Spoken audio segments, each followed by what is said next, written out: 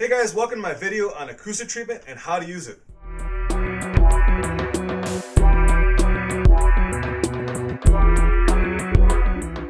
Hey, I heard you want to set your room up for listening. Listen, it can be really complicated, so if you put your email address in the link below, I'll send you a PDF with everything you need to know.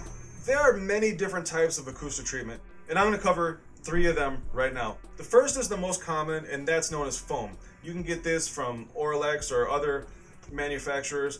It's the most common, but it's the least effective for the money that you spend, so I wouldn't advise using it. The second type of absorber is like the ones that you see around me, and you can make those at home. They're known as broadband absorption, and they come in 2 flavors. Basically, pink fluffy, which is the stuff in your attic, which is named with an R and some number, which refers indirectly to the thickness.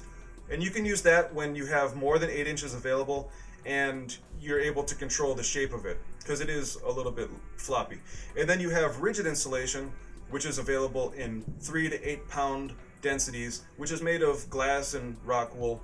And you'll use that in 4 to 8 inch thicknesses. You don't want to use 2 inch broadband absorption for anything but speech ambience, because it's not as effective for music or gaming or whatever. You want at least 4 to 8 inches with your broadband absorption.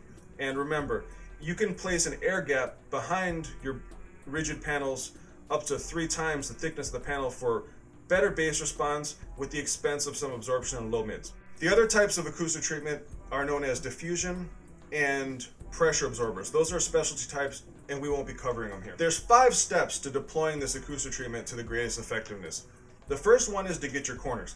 In a rectangular room, you have 12 corners, which are where 2 surfaces and where 3 surfaces meet. Those 3-point corners, for example, where your ceiling meets 2 walls, is where the most bass is going to accumulate. So go ahead and take a rigid panel and throw it diagonally across, or you can use a super chunk there, which is the best way. I have a video series on how I made my super chunks. And go ahead and cover all the corners if you can, super chunked or with rigid panels. And you can use craft paper or plastic on the front of these absorbers to maximize their effectiveness. The second step is to treat your early reflections. Now these are going to be any surfaces within 10 feet of your listening position and the speakers. So that's the sides, that's the ceiling, and behind you if your rear wall is within 10 feet. So if you see here, I have one panel, and how you find these points is have a friend take a mirror and slide it parallel to the wall while you sit at the listening position at a level that's even with the acoustic center of the speaker in your ears. And wherever you can see the speaker, let's say this speaker will be right around here, you can see you're going to put a little mark and ultimately put a panel there. Then slide a little further and look for your opposite speaker, and that'll be where you place another mark. So depending on how far the speakers are from you, you could have up to 2 side reflection points. The same thing happens on the ceiling. Roughly halfway between you and the speaker, there should be a point, and that's where you're going to place your cloud absorber for your ceiling reflection point. Again, if your rear wall is within 10 feet, you want to turn around and look for both of your speakers, and that could be up to another 2 reflection points right there.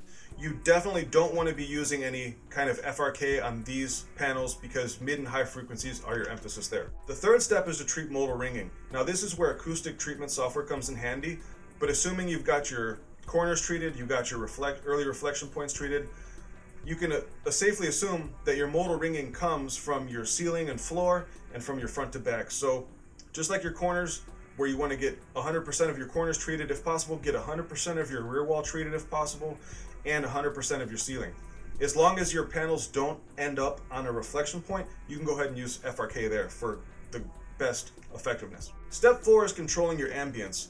Once your corners, your reflection zones, and your modal ringing is handled, you might want to use the rest of the room just to hang out or record in. And so what you'll do on your sidewalls is take an acoustic panel and place it there. You can put 1x gap, no FRK, and then have the other side untreated. And then you want to have the opposite. So you'll place an alternating pattern of treatment, no treatment, treatment, no treatment, and then an opposite. So no treatment, treatment, etc. And that'll give you control of your flutter echo.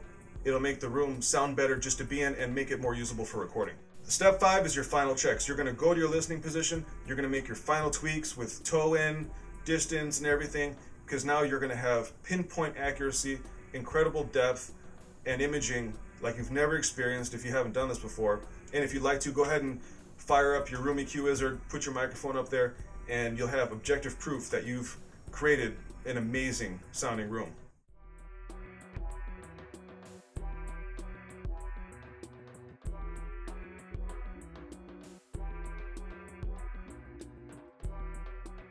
So I really hope this has been helpful to you guys. I have one more video on my final thoughts. If you liked it, give it a thumbs up. Go ahead and click that next video. If you have any comments or questions, leave them in the comment section below, and subscribe for more videos. Thanks.